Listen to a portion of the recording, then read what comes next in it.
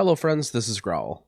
In this video, I'm going to go over this week's affixes in Mythic Plus, along with some tips for adjusting and a heads up on some of the difficult situations coming your way.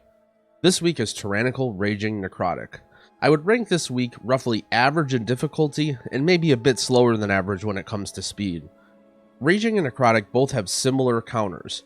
Later in the pull, the tank needs to kite. This week is very tank reliant, and you'll find that the better your tank is, the better these affixes seem to be. Raging is a bit annoying, but Resto Druid has better tools to deal with it than many others. Soothe removes Raging immediately on a 10-second cooldown, so any mobs that do significant unavoidable damage, it's important to Soothe immediately once they reach 30% HP. You can also Vortex and Typhoon to help your tank get away with large packs of mobs enrage at the same time. I recommend using a focus target soothe macro, that way you can focus the dangerous mobs early in the pack and soothe them later at the click of a button without having to worry about them clicking on a sea of nameplates and ground effects. If you aren't a Resto Druid, it's highly recommended that you play with a Hunter or a Druid this week for soothe. Necrotic can be a difficult affix as well, stacking up a debuff on your tank the more times they're hit, reducing your healing done to them. Once a tank gets to above 30 stacks or so, they are taking so much reduced healing that it generally isn't even worth it to heal them any longer. The debuff refreshes itself every time they are attacked, so you need to help them run away for 8 seconds without getting hit. Ursul's Vortex and Typhoon are a great tool for buying your tank time and space to kite and reset their stacks. A very powerful essence this week is Vitality Conduit Major. Vitality Conduit counts as health transfer, not healing, so it goes through the Necrotic debuff, even at very high stacks.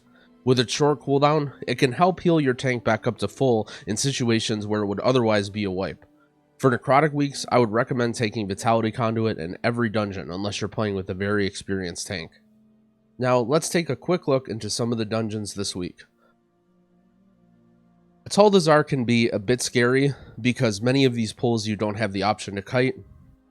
You may be snapping multiple sword packs at a time or having to face tank some of these Juggernaut and Honor Guard packs, and if you run around, the Juggernauts are going to charge. So this is a very important dungeon to have Vitality Conduit Major. I would also recommend possibly even Stonebark for this dungeon because you're not really going to need the group healing. It's mainly just about the reduced cooldown on Ironbark to help your tank reduce incoming damage. This is definitely the pull dies or we die kind of dungeon. So for this dungeon, I would recommend Vitality Conduit Major, and for minors, I would probably run Conflict, Formless Void, and Ever Rising Tide. You'll probably see these a lot this week. For talents, I don't think it matters a whole lot. I would maybe consider Stonebark here just because of the high amount of tank damage with Necrotic. I think Cenarian Ward Cultivation are fine, as well as Soul of the Forest Prosperity. Usually you run Typhoon for Necrotic and Raging, but you may need to run Mass Entanglement if you're doing some sort of Obelisk skip. Next, we'll look at Freehold. This is a rough week for Freehold, given that it is Eudora active on Tyrannical. The first boss and second boss are going to be really scary, and all of the trash pulls might be scary too with high stacks of Necrotic. Luckily, there's not any difficult mob mechanics that you have to deal with, so just kiting and Vortex and Typhooning should be enough for most of the trash packs. The turtle may be a problem with Necrotic, but it's pretty slow, so you can kite it, you know, it's a turtle. Sometimes it might be hard to reset Necrotic stacks on Harlan, but that's what Vitality Conduit Major is for. So generally, I think I like Prosperity, Soul of the Forest for dealing with the first two bosses here. In terms of talents, I think you could run whatever on the other slots. Spring Blossoms or Stonebark are both fine. Definitely Typhoon. And for essences, I would run the same setup. Let's look at King's Rest. King's Rest, there's not too many super difficult parts where Necrotic is an issue. There's not any really big pulls where there's tons of mobs where Necrotic is going to stack up a lot. So this is actually one of the not so bad dungeons. The problem is that it's also Tyrannical King's Rest, so that's going to be a problem in and of itself. Make sure you're quick on the enrage effects on some of these dangerous mobs like the Shadow of Zool or the Berserkers with the really nasty bleed. Remember, it does not snapshot, so if the mob starts raging while the bleed is active, it's just going to start hitting really hard. In King's Rest, you can swap out Preservation Minor for Formless if you want to get a little extra single target healing. For talents, I think I slightly prefer Prosperity Soul, but I think it's mostly preference. Next, let's look at Shrine. Shrine isn't too bad. As always with affixes, it's usually this area right here that's difficult. If you pull in a lot of Tide Sage Initiates, the tanks will build up lots of necrotic stacks quickly. Remember that I think all these droplets do necrotic stacks as well, just not on death ones, so you do have to be careful there. But all these guys are slow and don't chase your tank that well, have lots of spells that they cast, so just some well-placed vortexes and typhoons can get you out of here. There's not too many difficult bosses, so this is not a scary dungeon for Tyrannical. However, there are some phase-based bosses, the third and fourth boss, that having it on Tyrannical really slows you down. Here, I think talents don't matter too much. There's not a really big healing check in here. You may want to bring Stonebark just to help with the necrotic again, just because you're not going to be doing much AoE healing in this dungeon anyway. I think Cenarian Word, Cultivation, or Soul Prosperity are both fine. And for essences, I would run the same setup with Formless Miner. If you're confident in your tank kiting, you could swap this out for Crucible of Flame for some extra boss damage to try and help speed things up, but Vitality Conduit's a safe bet if you're going into Pugs this week. Next is Siege. Generally, Siege on Tyrannical is really rough. However, Necrotic Raging aren't too bad. A lot of the tough mobs in Siege are these Spotters and these Cannoneers, the Casters, and a lot of these guys don't melee too often. So having Necrotic or Raging can be annoying, but Raging is also in your benefit with the Spotters doing increased damage. So you may want to pull more stuff in this area with a Raging Spotter. Usually in Pugs, the strategy would be to do a normal route up to here, take this obelisk over to this spotter, and then just get the remainder of their count that you need. Raging is much more Pug friendly than bolstering because you don't have to worry about if you accidentally pull a Demolisher or mismanage bolstering on any of these monkeys. You can just deal with it pretty easily. There's not too much healing going on. I would still recommend Vitality Conduit Major just to deal with some mishaps in Necrotic. For talents, again, I think it's similar to Shrine. There's not a whole lot of healing you have to do, so it could just be preference, whatever you like to run. Let's reopen my MDT. Next, we'll look at Temple. Temple is not too bad on Tyrannical, actually. The thing about Temple is that some of the bosses don't scale as much with Tyrannical. The first boss, for whatever reason, doesn't seem as scary. The third boss is... the pillars do not... the pillars scale with Fortified, so even though the fight lasts longer, the boss does less damage. And the last boss doesn't really scale with Tyrannical either. So Temple on Tyrannical isn't too bad. What's going on with my MDT? Also, a lot of the scary mobs are mobs that are slow, like these Tendies or the Dervishes in the third boss room, and they don't melee as much anyway, so you won't find too many necrotic problems here. I would say this isn't too bad of a week for Temple, and I really wouldn't worry about it too much. If you're doing a really giga high key where you're scared of the bosses, you may want to swap out Vitality Conduit Major, but with how powerful Druids are now, I think you should be able to heal most key levels in Temple with even without a Major Essence. So I would still stick with Vitality Conduit Major here just to help with Necrotic when needed. For talents, I think I prefer Cenarian Ward and Cultivation in Temple just for the increased throughput. Next, let's look at Motherlode. Necrotic isn't too bad in Motherlode since tanks usually have to kite a lot of this stuff anyway, and most of the dangerous mobs are casters. However, Raging can be really nasty. There are these mech jockeys and thugs that both have just a random target, high amount of burst damage that needed to be soothed immediately. So be ready and try and focus down the small mobs when you can so that too many of them don't rage at the same time. Once you get out of this first area, it's not too bad. I would say Motherlode, again, is one of the not-so-bad dungeons on Tyrannical, just because none of the bosses are really scaling that scary or any, like, phase-based bosses or anything like that. I think Motherlode is a pretty reasonable dungeon, and I think I would still recommend Vitality Major in here, again, just to help with Necrotic. For talents, I think it's mostly preference. There's not really big healing checks in Motherlode, so you could run Prosperity Soul or Cenarian Cultivation.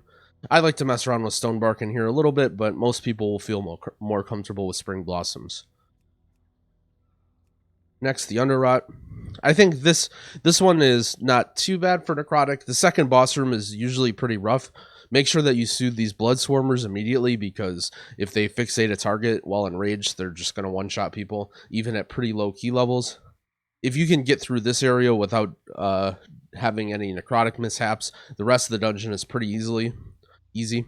Cragmaw can be a bit of a problem just because of the high amount of burst damage. If people aren't using their defensives well, you may have to deal with 4 or 5 tantrums and higher keys. So make sure you pre-organize what spells you're going to use on what tantrums. I like to tell my team to use all their defensives on the first one, and then that way I can know ahead of time, okay, well, the second one I can use my tranquility or big healing cooldown, then maybe on the third one I'll ask for potions and stuff, and then by the fourth one everyone should have their defensives up. As for talents and essences, I would stick with Vitality Conduit Major again. And for talents, I think it sort of depends. I think Cenarian Word Cultivation, Spring Blossoms is a little bit better for healing the second boss. So if you're worried about Cragmaw, that's what I would go with. If you're confident in your healing there and you just want to make sure that nothing goes wrong and no one gets bursted down, you may find Soul the Forest Prosperity a bit better. Next is Tol Dagor. Tol Dagor isn't too bad this week again. Similar to some of the other dungeons, the more dangerous mobs are like casters and stuff that don't really melee too much. In the very first area, if you're doing a big beach pull, you may have problems with Necrotic, but the thing is you're mostly kiting these pulls anyway, and on a Tyrannical setting, the trash should die pretty quickly. The hardest parts are going to be healing the bosses for sure, the first boss and the last boss. Necrotic can be a bit of a pain on the first boss, however, generally when the boss goes down, your tank can reset every time. For essences, I would still stick to my guns here with Vitality Conduit Major, ERT Formless, and Conflict. For talents, I don't think it matters a whole lot. I think for the first boss, I prefer Cenarian Word Cultivation, but for the last boss, I kind of like having Prosperity Soul. So depending on what you're worried about, you may decide to switch. Next is Waycrest. Waycrest can be a bit tough in certain areas. So in this Rawl area, because it's Tyrannical, you may end up pulling bigger, and you may end up having problems with Necrotic there. But most of the other pulls aren't too big, where Necrotic is going to stack up really scary.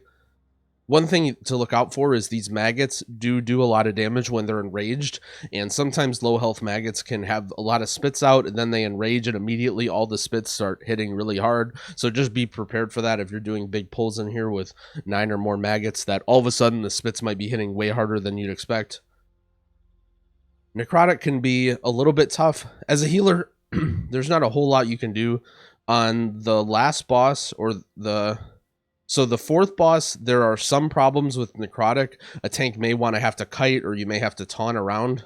If you have a Demon Hunter, usually Demon Hunter Blur Taunt is a great option for tanks to reset. I haven't mentioned that too much on bosses now, but it's a good idea to have an off spec that can taunt if a tank needs a reset on a boss for a Tyrannical week. The other area that might be hard for Necrotic is the last boss.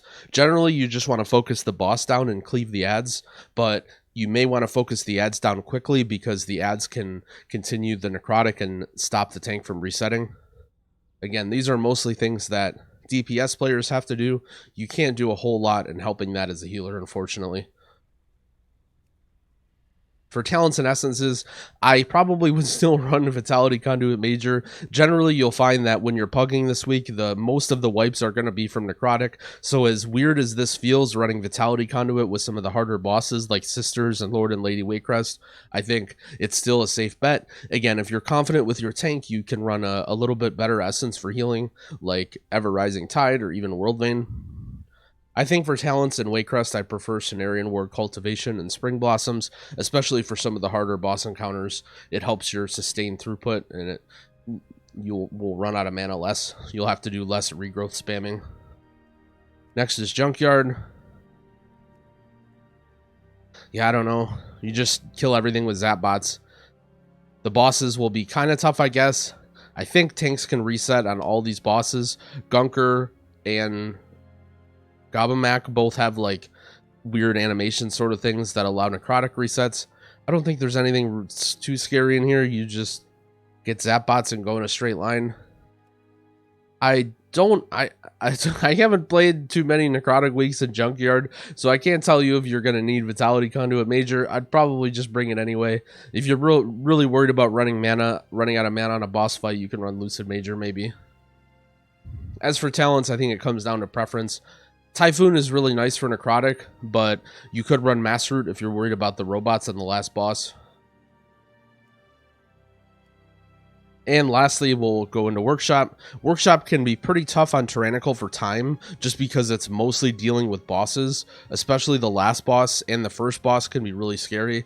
The first boss without a coordinated team to deal with the hammers can be annoying, and you'll have to deal with maybe 2 or even 3 vent jets, where you'll see groups on high keys kill it and only 1. Unfortunately, there's not a whole lot you can do about that, just heal it. There's not too many tough Necrotic areas, however. There's barely any like big trash pulls in here. So it's mainly just dealing with the last boss. And there's not too... I don't think any of the bosses are really that scary with melee. I think Head Machinist Sparkflux can have some problems, just because there's not too many casts, so it'll be hard to reset Necrotic from your tank, so you may need to do some off-taunting there. As for talents and essences, I would probably still stick with Vitality Conduit Major. If you're worried about boss mana, you could run Lucid Dreams, or you could run Formless Steel Lucid, are options as well. In terms of talents, I think it's mostly preferential in here. For Vent Jets, having Cenarian Ward Cultivation is really, really strong, but I think for healing the burst damage from the Giga Zaps on the last boss, I like Prosperity Soul, so depending on where you're feeling here is where you'll choose your talents.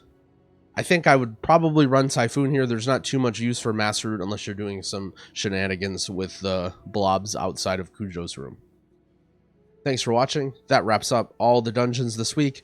There's only a few more that we have to do, but if you did like the video, I'd appreciate it if you gave it a like and sub to my channel. I do have a few more that need to be done. I'll have every affix combo done for BFA, and then going into Shadowlands, I'll continue to make high-level Mythic Plus content, and hopefully they jumble up the affixes a little bit and we can make new videos there too. Happy keying.